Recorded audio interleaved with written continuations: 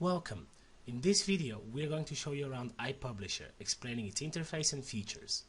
You will learn how to personalize your workspace and organize your work so that you feel comfortable with the system. What you're seeing now is called the Welcome Perspective. Here you gain quick access to iPublisher's most commonly used features.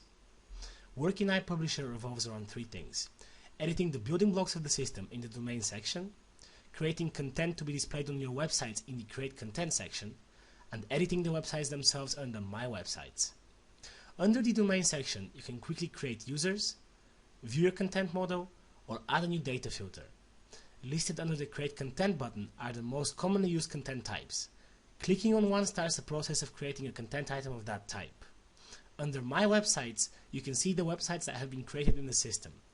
The other three sections are the Search button, the Add a New Website button, and the Working Area Perspective.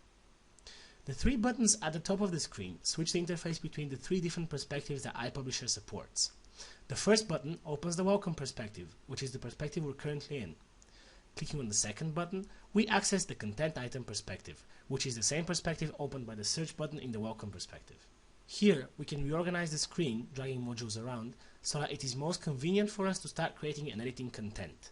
The default modules that are open are the Add New Content module, from where we create a new content item to be displayed on a web page later on, the Search form, in which we can browse the system for content items, the Recently Changed items, where you can see the content items that were lastly modified, and the Content Types overview showing how many items are created from each content type.